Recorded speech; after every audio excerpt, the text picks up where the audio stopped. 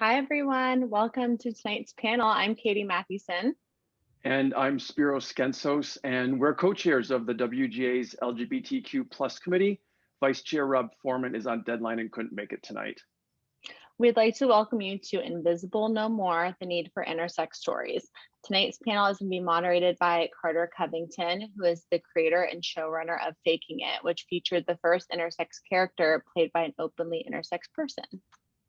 We were really thrilled when Carter brought up the idea last year, and due to COVID ruining our in-person events and our lives, we had to put it on hold. But we decided it's a panel that we had to have, and while virtual isn't the ideal way to do it, it's important to tell the story about real people who are part of our collective queer world.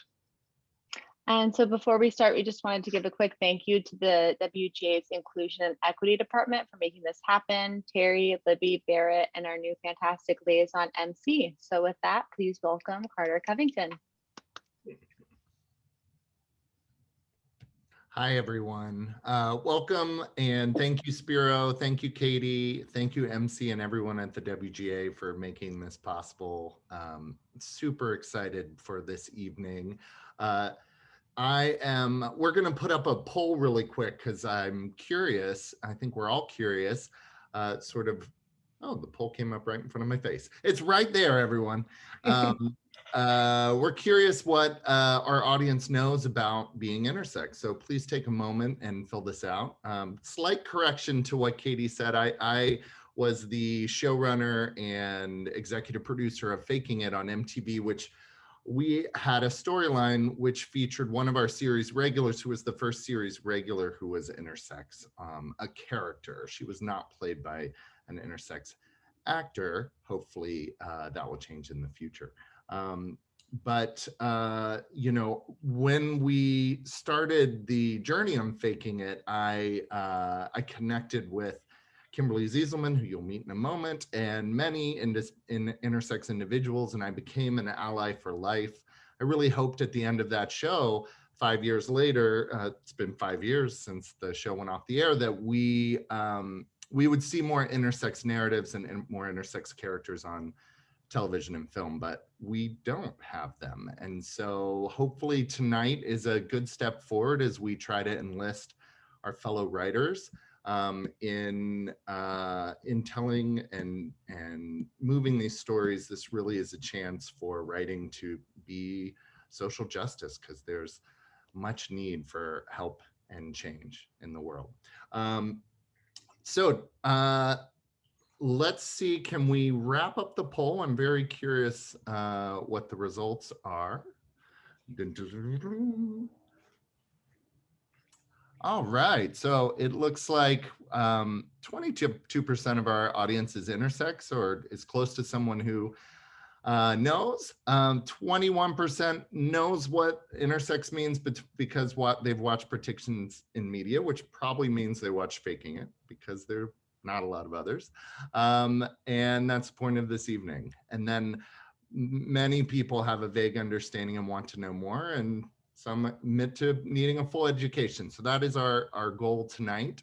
Thank you so much for taking a moment. And to kick it off, we really want to showcase some intersex voices. So we have a video that we're going to play for you. It's about 4 minutes long, and then we're going to move into our panel.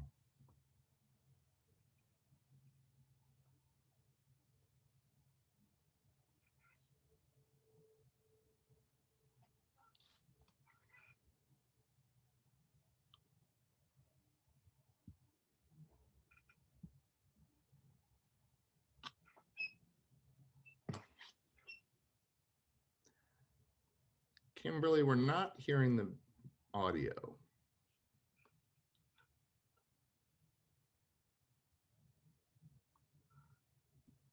Stop it. We don't want the spoiler of the visuals. Good.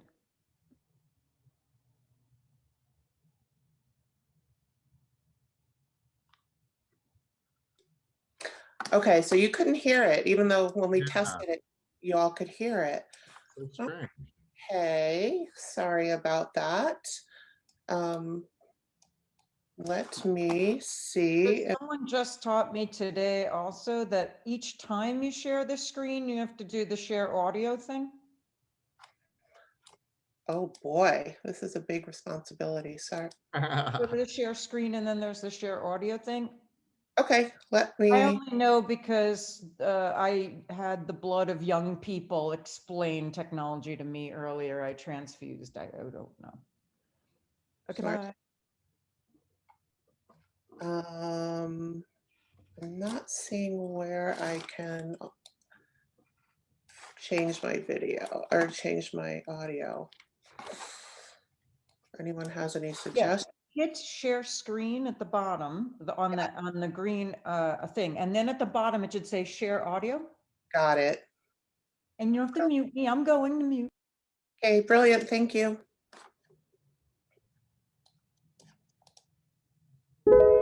I have two brothers and they don't even know that I'm intersex yet, and one of my brothers right now is in the next room and I'm not sure if he can hear me, and I really hope that he can't. Intersex describes a person whose body doesn't fit the typical definition of male or female. Like, I'm filled with testosterone, but my body can't process any of it. I was assigned female at birth, but my mom doesn't believe that intersex conditions are a real thing, so. I discovered that I'm intersex only when I was 22. Always thought that I was the only one. You can find out you're intersex from the day you're born, or you can find out 18 years down the road, and that's what happened to me. When I found out I was intersex was actually quite recently. My parents told me not to talk about it. I don't understand how they didn't realize how psychologically damaging that would be. I did have a surgery when I was 12, and I don't know what my surgery was. Neurologists, endocrinologists, social workers, surgeons, clergy, all come together to arbitrarily determine the gender of a child. That's a problem. Not telling me the truth when I'm 17, it's like, are you fucking stupid? The doctor told them, put her in a dress, she's a girl, she'll be fine. I really had to unpack what it meant to be intersex, what it meant to be born in between both these sexes. The biggest thing that helped was I met other people like me. For the first time in my life, I felt normal, I felt not alone. It was literally the best thing that ever happened to me. My whole world changed, it flipped upside down, and then I just thought to myself, what about all these people who don't know? What about all these people who aren't in a place where they can talk about it?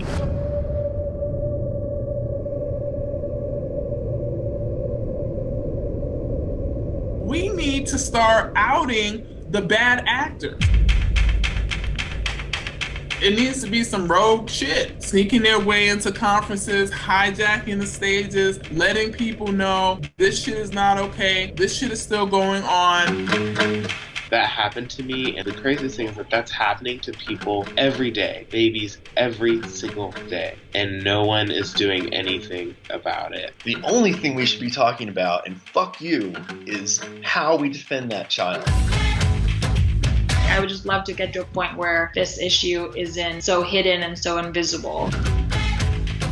So I want to save intersex kids in the future from going through things that I experienced in my own life. We protected Rosie, we saved Rosie, right? She hasn't had any surgeries. Other families would have folded to the amount of pressure that we were under. Certain doctors are actively working against us. We gave a presentation for the American Urology Association. From that, we have had 3 cases where surgeries have stopped. I don't know if controversial is the right word, but I'm going on another 17 protest tour. I get very mixed responses. I'm like the queer, transgender, intersex kid who's really into activism. I want to keep using my platform, shut down hate when I see hate or ignorance when I see ignorance. This year I'm gonna publicly come out as intersex. Hopefully I won't get killed, but we'll see how it will be in Russia, I don't know. I just want to live my life and express myself how I want to express myself. I've never been in a relationship and I'm so incredibly ashamed of it. My body isn't the normal body. Not at all. If you're gonna accept me, you gotta accept my boobs, We all accept the fact that I had a pseudo vagina. I'm currently starting a healthy relationship now with a girl. I'm just tired of not being out, and I'm so jealous of everyone who is. I'm gonna do this. I'm gonna prove my parents wrong. We're here. We've always been here. We're going to remain here. It's a beautiful identity crisis. I'ma keep on running 'cause the winner don't quit on themselves.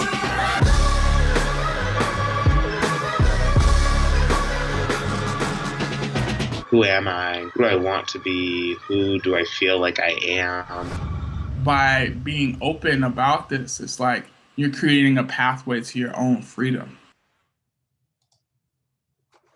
Amazing. Awesome. I know I get chills every time I watch that. All right, well, I'm going to hand it over to Kimberly. Kimberly, take it away. All righty. Let me just adjust my screen. So what you just watched was basically a pitch reel. It's a few years old. I was working with some folks in New York, and we were trying to pitch a docu-series. And I'm hoping that that project will get picked up again. But I think it's just a nice introduction, and it's a way for you all to see, you know, intersex voices, hear intersex voices, see intersex faces.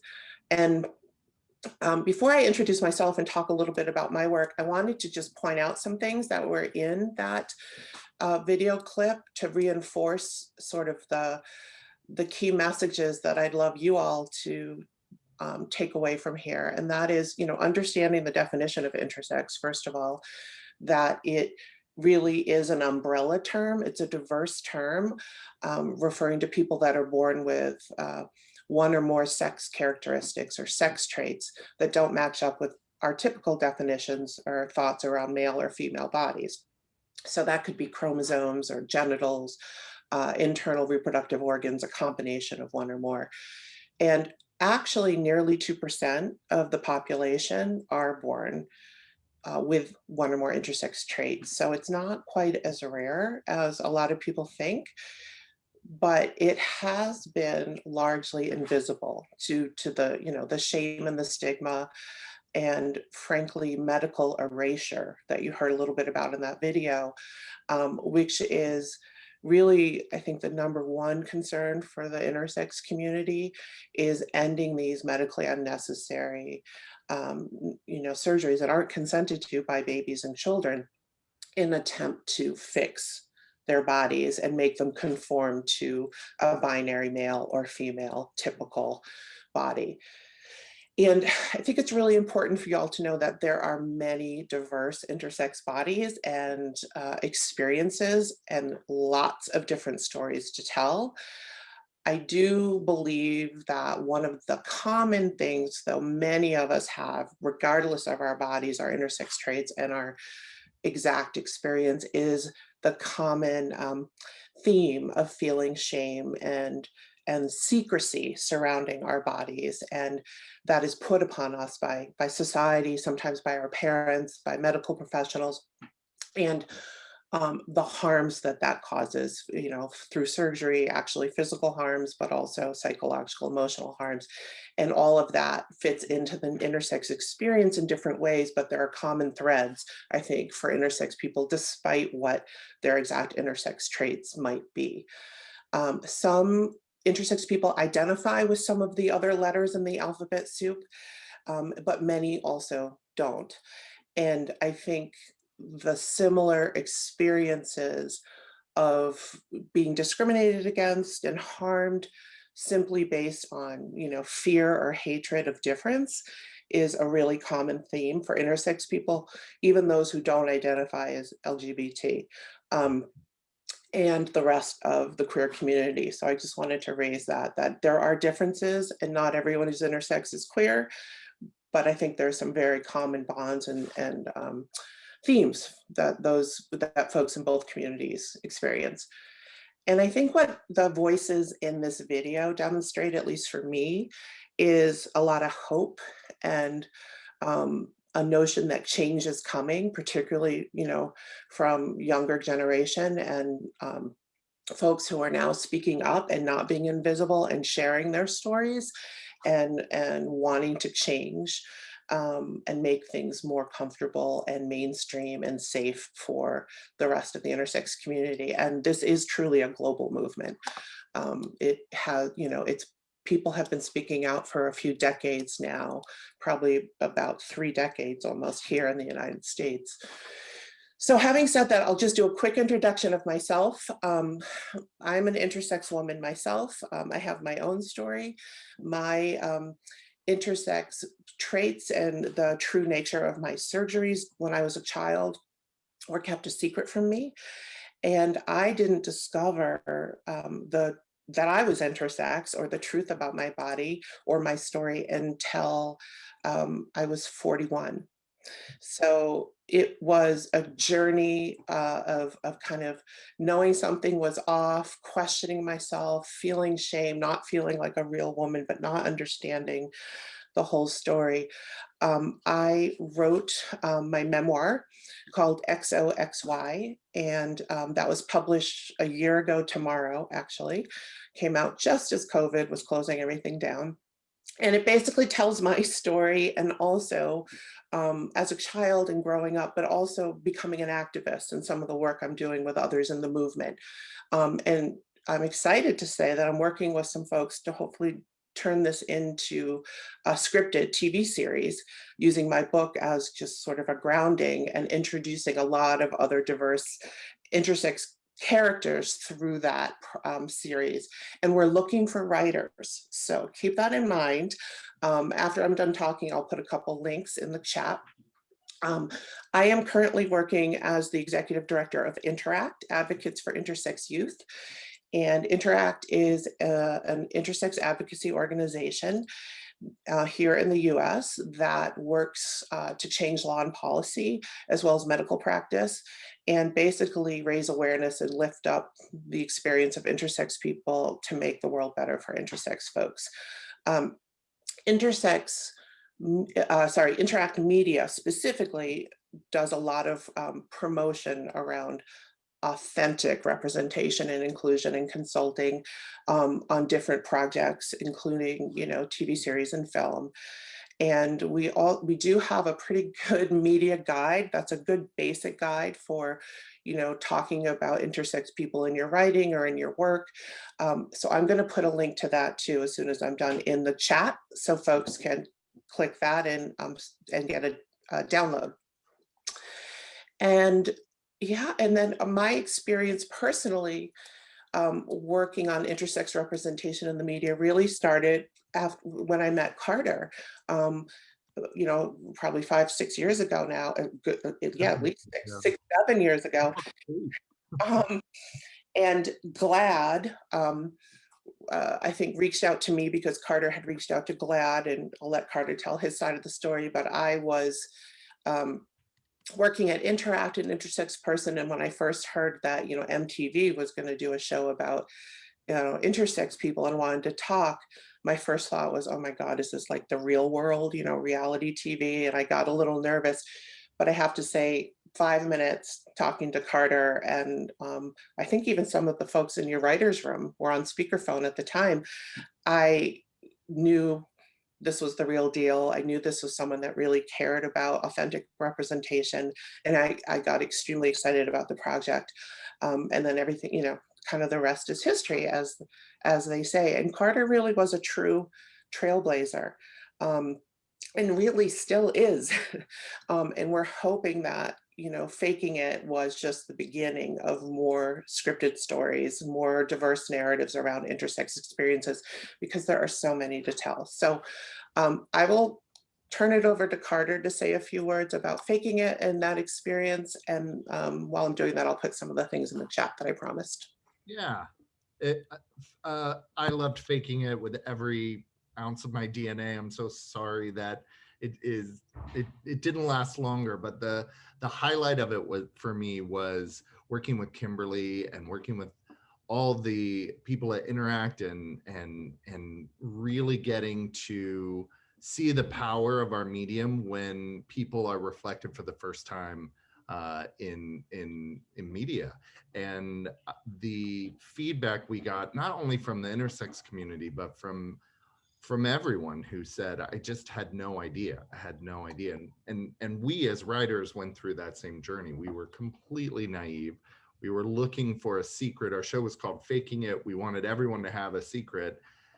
And we were looking for a secret for the character who was sort of our bitch, so to speak. I wanted to round her out and give her a reason why she had so many walls up. And we wondered if she could be intersex, but none of us knew what that meant. And the first phone call with Kimberly, where we learned what basically we learned in this video at the top, just really cracked us open. And it started a creative collaboration where Kimberly brought Emily and a few other intersex people to us to meet in person, so we could really have a full, I think we did like at least a half a day of just hearing everyone's stories and asking questions. And we would share scripts, we would share outlines, we would just really we worked together to tell the story in a way that felt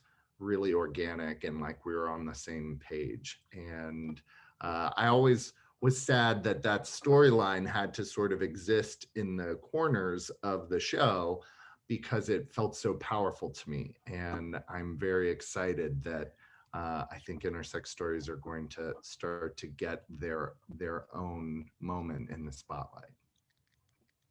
So Kimberly, there you go. I got so excited, I hit my laptop. Kimberly's going to show a quick clip from Faking It. So those of you who didn't watch it can see a little bit of how we incorporated these themes in just one scene. It's not very long. So that's a little bit to show that how our collaboration played out in the storyline. And if you haven't had a chance to watch Faking It, the only place you can watch it right now is on iTunes. That's a whole other issue. But I highly recommend you check it out. So now I'd really like to get to our panelists. And so what I'm going to do is I'm going to we're going to spotlight each of them and let them introduce themselves to you, speak a little bit about who they are, what they're working on, and then we'll have a bit of a discussion. We're going to start with River Gallo. Hi, River. Oh my God, sorry, I didn't think I'd be next. Oh my God, that was so beautiful. I never actually saw Faking It. And that was just such a beautiful scene. Wow. Whew. Okay. Hi, everyone. My name is River. My pronouns are they, them. I am a writer, director, actor, filmmaker, model, and an intersex activist. I'm from New Jersey originally. My background is my parents are from El Salvador, so I'm a first-generation immigrant. And yeah, I started off as an actor, went to NYU for acting, then came to LA to go to USC for film school. And I didn't find out I was intersex until I was 12. I was born with a variation called anorexia, in which my testes were absent at birth, and was soon put on testosterone, and then had an unconsented plastic surgery when I was 16 to have prosthetic testes implanted in me.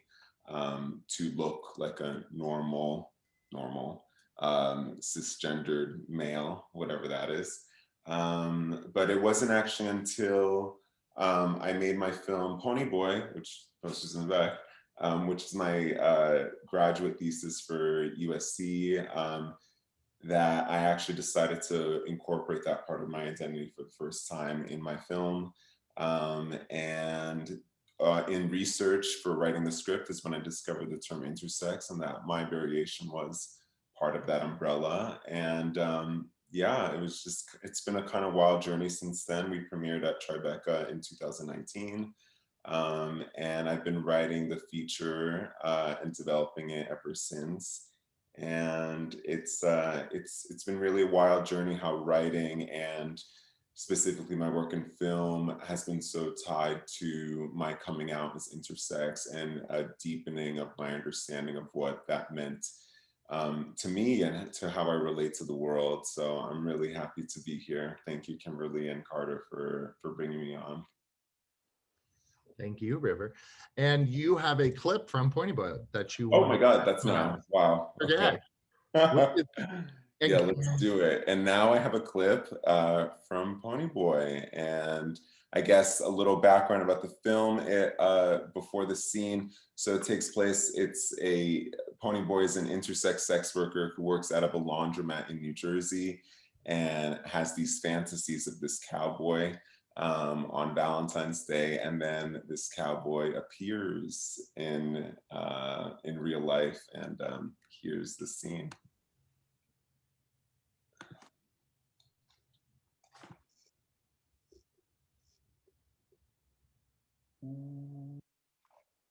Let me know if if you could hear the sound. Pony Boy. Sorry. It's a bit of a shit show too. I like it. Very you. What's the deal with the name? I know your mama didn't name you Pony Boy. No, my daddy did. How did you ever come up with that? Well, I was little. I hated going to the doctors. And I loved ponies. So whenever I went with my dad, he said if I was a good boy, he'd get me a pony. Did he ever get you one?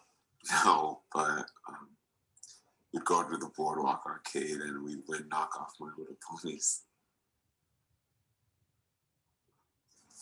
Over there. That's quite a collection you got there. Why were you at the doctor so much?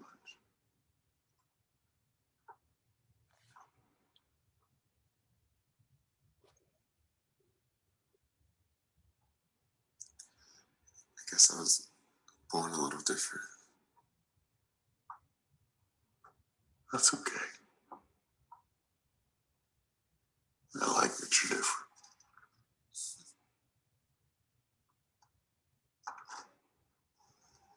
Want some music?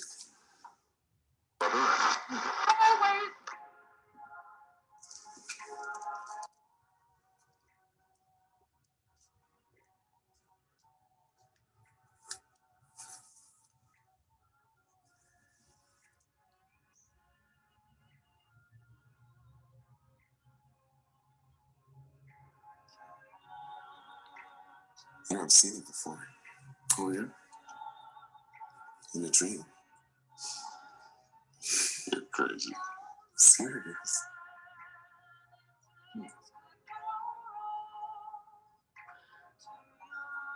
You're the prom queen.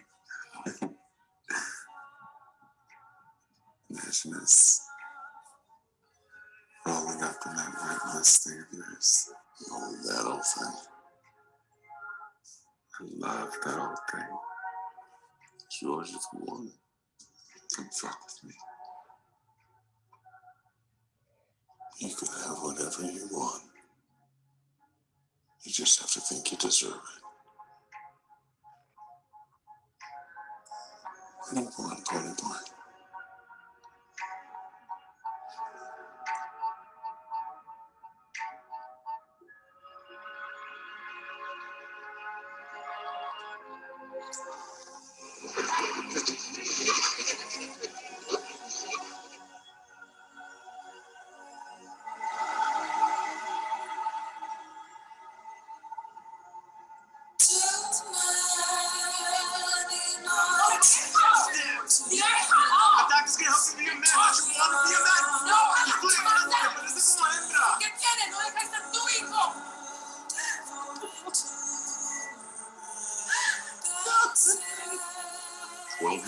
Intersex man.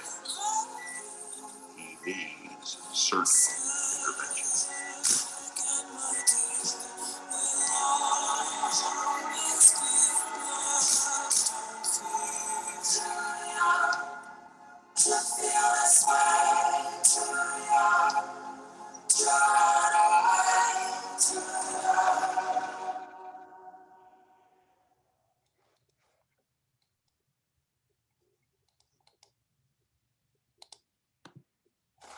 Wow, so wonderful. And River wrote, directed, and starred in that. I mean, fantastic. Thank you so much, River. And it was, yeah. And yes, and Can you share in the chat the link so people can watch the full? Yes, I could share in the chat the link to that. And before Ponyboy, yeah, there hadn't been a narrative intersex film created by and starring an out intersex person. So can't say that anymore. Yeah. All right, thank you, River. Let's go to our next panelist, which is 7 Graham. 7, I'll hand it over to you. Hi, thank you so much, Carter. Thank you, Kimberly. Thank you, River. Thank you, WGA. This is just such an incredible experience being here, seeing all of your lovely faces. Thank you so much, everybody who's come. My name is 7 Graham. My pronouns are they, their, them. I am intersex. I'm also transmasculine, and I'm also non-binary.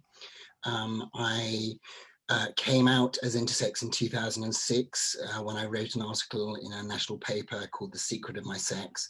And my journey has been a kind of long and painful one, healing the trauma that was caused to me when I was operated on when I was 8 years old.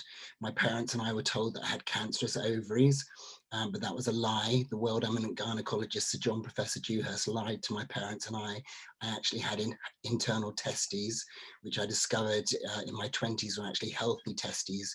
They just were taken out because it's not okay for a girl, as they saw me, to have balls. Which inspired my first play, Sarah G. Spot, the #1 ballsy woman.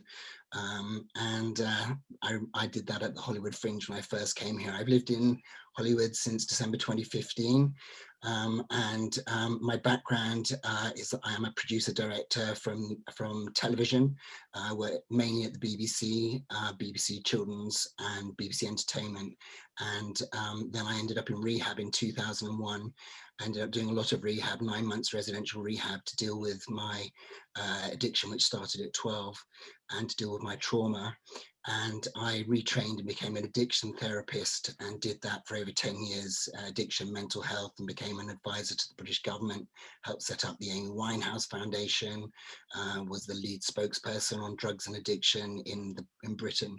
When I moved here, I married a Los Angelian, and when I moved here, it was very nice not to be known as the addiction expert, and I couldn't work, so I became I'd done a stand-up comedy course as part of my yearly challenge to myself to expand my world and push myself.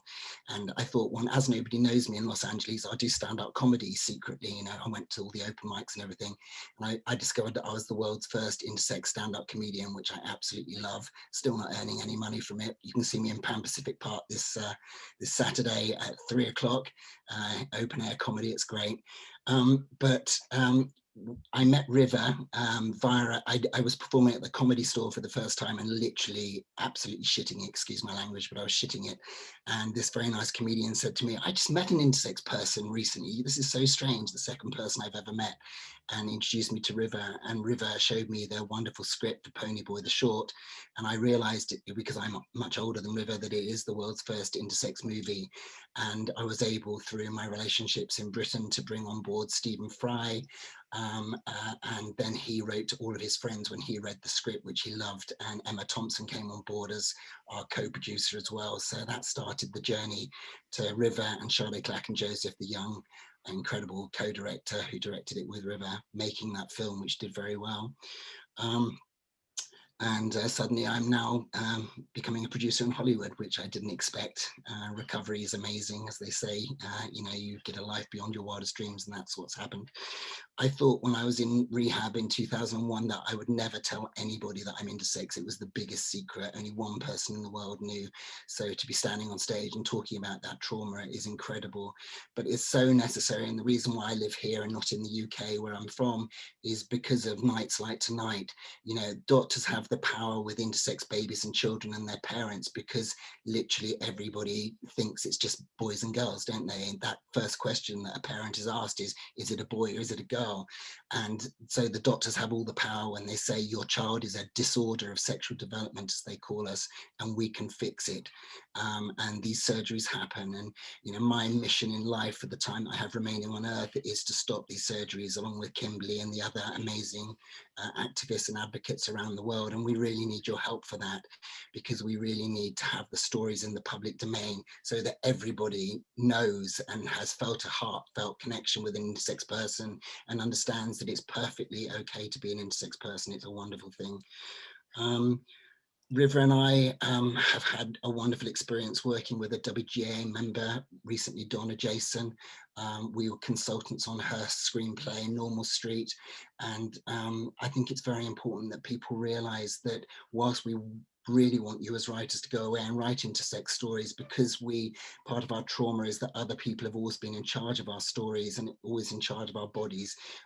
It's really important that intersex people are really in the midst of telling the stories, and that we're cast in those stories, and that we work with you. And Donna, River and I showed how that can work. And Donna, I'm sure she'd be happy for you to reach out to her about that experience if you'd like to know what best practice is. What else do I need to say to you? The other thing that I think is very important as an intersex person who's trans masculine and non-binary, and I think we really see on TikTok that young people get non-binary, young people get trans, young people get intersex naturally, because they've grown up on the internet where identity is a very different thing. They've played computer game characters of a different gender and all that kind of stuff. And so these people are not being served at the moment. If you look at the hashtags on TikTok, it's literally hundreds of millions of people have hashtagged trans, intersex, non-binary. And the only story that we've really seen so far has been Euphoria on HBO, that really speaks to that audience, I think. And obviously the intersex story has been done very few times. We had Faking It. We also had Judd Apatow's wonderful Freaks and Geeks did one episode exploring an intersex storyline, and I have to tip my hat to Judd for doing that a long time ago. But really, we need people to step into this space. There are many, many more stories to tell. As a writer myself, I'm writing a film at the moment, my first movie, which is called Peace Girl, which is about my time at Green and Common Women's Peace Camp, where I was a lesbian separatist, and then discovered that I had XY chromosomes and balls, which was a bit of a problem. But it's very interesting now with the situation we're in the world, where TERFs, there's this battle for the trans community, fighting for their right to exist and get the healthcare they need as teenagers, and the TERFs trying to claim this essentialist biology.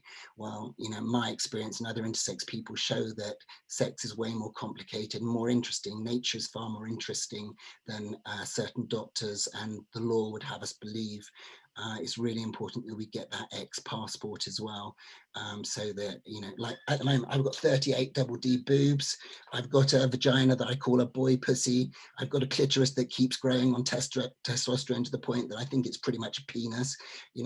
I live in West Hollywood, which is fantastic. I have a great time here being who I am. Nobody has a problem with me in West Hollywood, but I really am quite fearful what it's going to be like when I go back through LAX and other airports, and they see that I've got the stubble and I've got the boobs, because I literally biologically do not fit in a box.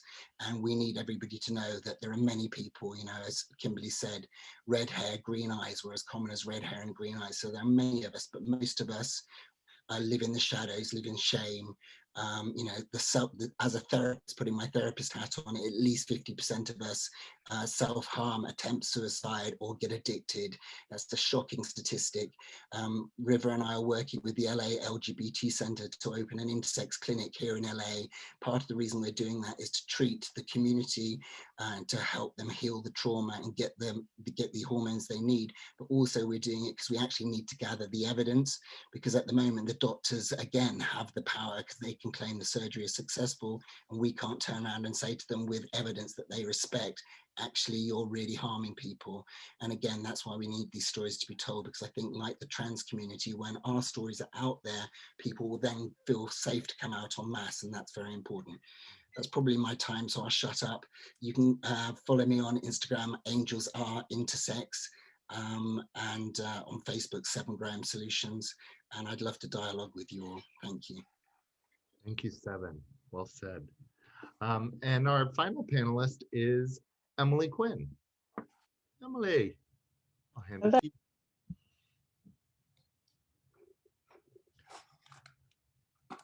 Can't hear you. Can you hear me now? Yes. Can you hear me now? Cool. That was my audition for the commercials with the bars. Can you hear me? It's like Zoom all over. I'm getting flashbacks. Anyway, hi, my name's Emily. It's almost midnight here, so I'm a little loopy. Don't worry about it. I'm an intersex person, and I am an artist and activist, and working on a couple books and 1,000 different projects, as any creative person with ADHD can tell you. I have like 40 things on the docket right now. But I found out I was intersex when I was 10, which is sort of, it's a weird sort of time to find out you are, you don't really fit in. And I grew up in a very conservative religious environment where women were there to have babies, and that was about it. And I really struggled with the fact that I couldn't, and what did that mean as a woman, and all that stuff. So I really like went down a journey of trying to figure out what that meant for me. And when I was 12, I found out that like XY chromosomes were boy chromosomes, and that really at that point I had known I had XY chromosomes, but I didn't realize they were quote unquote boy chromosomes. So I came home that day yelling and crying, and I screamed at my mom that she never told me I was a boy. And that began my journey of turning to the internet to answer all my problems. And at age 12, when all you really have is sex disorders to look up on the internet, it's not a good thing, would not recommend it.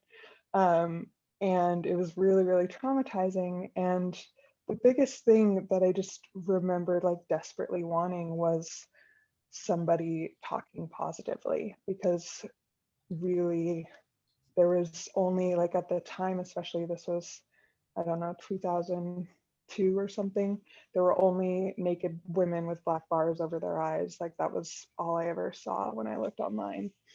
And any forums talking about intersex people just sort of framed us as just monstrosities and freaks. And I didn't understand. I was very religious at the time.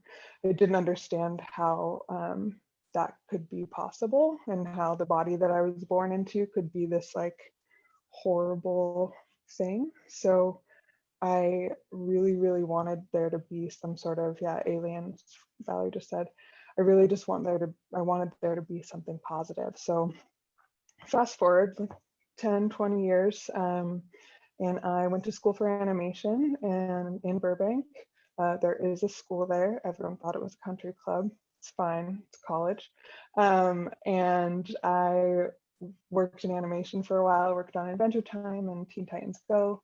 And while I was on Adventure Time, I heard from Kimberly that Carter was doing this project, Faking It. So I went over, and I had only met intersex people.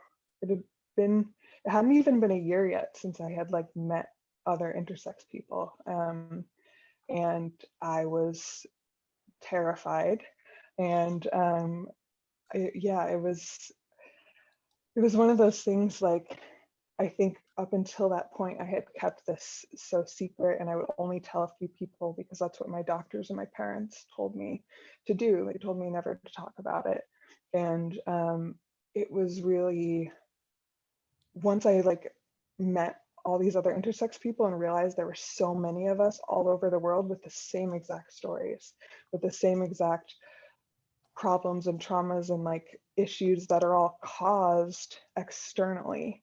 so many of us, it's not our bodies that are the issue, it's what society has done to us that's the issue. And once I realized it was happening all over, I knew like I couldn't be silent anymore. It wasn't, there wasn't even an option. And so I worked with Carter and Kimberly, and we developed Lauren on Faking It. And on the second season premiere, when she came out as intersex, I came out publicly as intersex, and yeah, the rest is history. So I left Cartoon Network within about 6 months and started doing activism full time and working with Interact and working on different media projects. And yeah, we, at the time, this was what, 2014, and then 2015, we were in this BuzzFeed video, me and 3 other intersex activists. And up until that point, when you typed in intersex into the internet, it would autocorrect to interest. And it was so frustrating trying to write emails and Facebook messages and anything related to being intersex, because it would always autocorrect every time. And the day the BuzzFeed video went live, that there were enough people watching and talking about it that the internet changed its algorithm and intersex became a word in the dictionary again. And it's like such a small thing, but it was so important to realize like what a small impact, but a big impact that we could make to make that happen, just like using the media. And so that's sort of been like along those lines, my big goal is like trying to really do bigger media stuff, because I think at this point it's about getting our voices out there and getting our stories out there and really trying to spread the message on a grand scale. So yeah, now I'm doing art stuff and writing stuff. I had my first solo art show right before quarantine hit in about a little over a year ago, with 20 different intersex portraits and stories about them with stories from doctors and things doctors had said and done to them. And yeah, I'm just trying to do a lot of different media projects, writing a young adult novel and a puberty book, and working on TV projects to really just put intersex stories out there. So yeah, thanks for Thank letting you, me Emily. share. Yeah. Well, I find all of you so inspiring. You know, I think that one thing that we as queer people can all relate to is the struggle to be our authentic selves. And I think all of you exemplify that spirit. And I want to ask, we're going to do about 10 minutes of just discussion among us, and then I'm going to open it up for questions for everyone. But I wanted to ask, you know, what are some, as you all came out as intersex, met other intersex people, what are some common themes that to the intersex experience, since there are so many different ways to be intersex? What would you guys say are some themes that seem to be the same?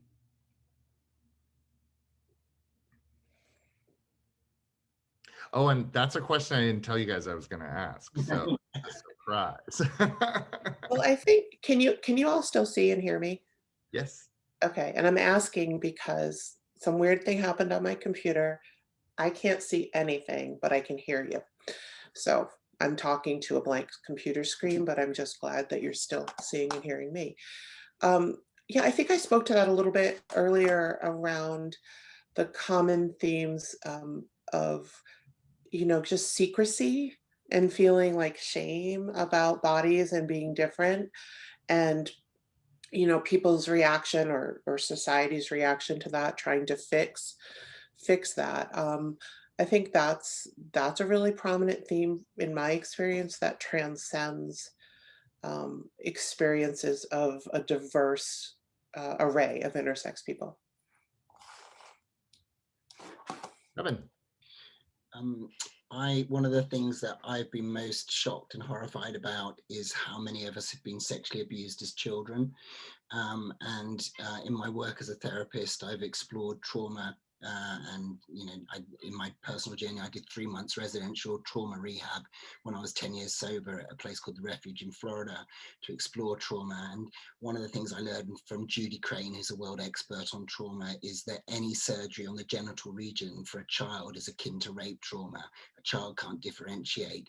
And also this experience of being with doctors and being examined and having our genitals looked at by doctors means that we have no boundaries. As children, it feels very wrong to have a doctor looking at your genitals again and again, but you're told this is an expert and you have to do it. And that means that as children, we don't have boundaries and we don't realize that we have the right to say no. Unfortunately, that means that predators can sense that we don't have boundaries and we don't know how to say no. And so many of us end up being sexually abused, and that obviously is a horrible thing to discover. You think it's just you and then discover that that's many people's experience. Wow, thank you. Yeah. Go for it. Anybody else want to speak to that? I would say I agree with both of those things that Kimberly and Son said. And on a basic level, loneliness, I think, which is also something universal, but when you're intersex, I was looking at my journals from when I was 16, sometime during quarantine last year. And it was just heartbreaking how I could tell I was a person who was just searching for something and knew that something was not right, but there was this harrowing sense of like desperation that no one understood what I was going through. And and in that suicidal ideation as well. And it's just really heartbreaking how the depths of the loneliness one experiences as intersex. And I think that's what contributes to that is the lack of representation of intersex people in media. Had I seen a representation of someone like me, I probably wouldn't have felt as lonely. And also had doctors not educated intersex, my parents or myself, that an intersex community existed as well, that would have changed it. Because something that's also shocking is the lack of including mental health support when you're intersex. It's treated as completely an anatomical, physical thing, and there's no support to help you emotionally and mentally. Wow. Yeah, I think on top of Zach, I agree with everything everyone has said so far, and what River was just talking about with the loneliness and the isolation. I think there's this weird dichotomy of also being told not to talk about it is so common, and so there's like this intense fear that anyone will find out, but also like the loneliness because you can't tell me. It's this weird sort of cycle that you can't really break out of because you're constantly afraid people will find out, but then you also want to talk about it, and it's just very confusing, and also like gaslighting every single day basically, because you don't fit into the world that we have built as a society, constantly feeling like you don't exist or trying to understand how you would possibly exist, or having people tell you things or say things that make it seem like you are impossible or don't possibly exist. So yeah. I know I was always struck by how doctors would tell, Emily, I think you shared that the doctor said you would never meet anyone like you, and that intersex youth are told this, which is not true by the medical community. I mean, just that alone is such a harmful statement. Sorry. The very first person I told, the very, very first person I told was my best friend in 5th grade, who was also intersex. Yeah. And neither of us knew that knew that we were both sort of related in that way because we only had the medicalized language the doctors told us. So we didn't realize that we were connected. But yeah, literally the first person in like rural Utah. We're both intersex, but I would never meet anybody like me. So that was fun. The reason why they do that, and that is a very common story. You're never going to meet anybody like you. This is very, very rare. They used to say to me, "You're so special. You know, you're such an amazing, unique case." And they do that deliberately because they want to call us disorders of sexual development, and they're actually offering parents the option now to abort an intersex fetus. And this is before they've even done the research. You know, many intersex people are above average, if not very intelligent. Many intersex conditions like AAS, which I have, one of the side effects is we age slowly. I'm 52 years old and I had a 20-year drink and drug career, and I don't look too bad considering that. And that's because I've got, you know, it's because I'm an intersex person. So you'd think they'd want to unlock why it is that we age slowly and we're very bright. I lost 10 IQ points in my addiction. You know, I literally burnt off 10 of my IQ points through my addiction, and I'm still reasonably intelligent. And so, but they don't want to find that out because they want it. This started in ancient Rome, in ancient Greece. This is why Stephen Fry got so interested, because he wrote an incredible book called Mythos, and there's actually a chapter on hermaphroditus and the Greeks celebrating intersex deities, which they did. When the Roman Christians came along, they literally chopped off the genitals off the intersex deities because they didn't want to see that men and women are connected. They wanted to assert that men are over here and women are over here, and that men are much better. You know, it's all part of patriarchy, and there's a really racist element to this as well, because it's about asserting white patriarchal power. And it's no accident that the first people to do the surgeries on intersex babies and children were the Nazis. They were the people who pioneered this surgery because, again, they wanted to cast us as, you know, disorders, as genetic freaks, as mutants, people that needed to be erased. So again, this is why it's so important for intersex people to come together and for everybody to know that we're really normal, we're actually relatively common. Because then we can say, you know, Adam and Eve is a fairy story, people. I know all these people in the Bible Belt in this country seem to live by this fairy story, which is mystifying to me as a Brit, but it's a bloody fairy story, and we can replace that story with much more interesting stories. The Native Americans celebrated intersex people as two spirits because they were clever, and they saw intersex people as the best warriors and the best healers, because we don't subscribe to just one or the other camp. We can see the connection. We can see that we're spiritual beings having a physical experience. Love that. Wow. So obviously we wanted to hold this panel to speak to writers, to enlist their help in telling intersex narratives. If I'm a writer listening to this panel right now, I'm wanting to make a character intersex, or it looks, I'm going, wow, this could really play into this piece that I'm working on. What advice would you have to someone to tell that story correctly, to tell it right?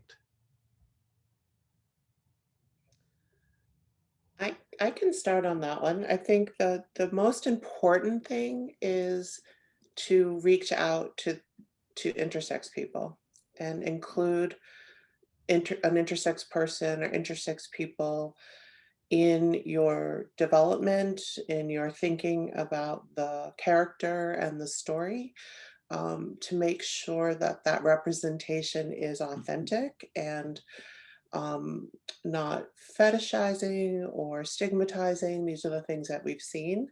The few times on screen that intersex people have been portrayed as a one-off. So I think it goes a long way to consult with people like us up here on this panel around character development and just, you know, get educated about the intersex experience before you write about it.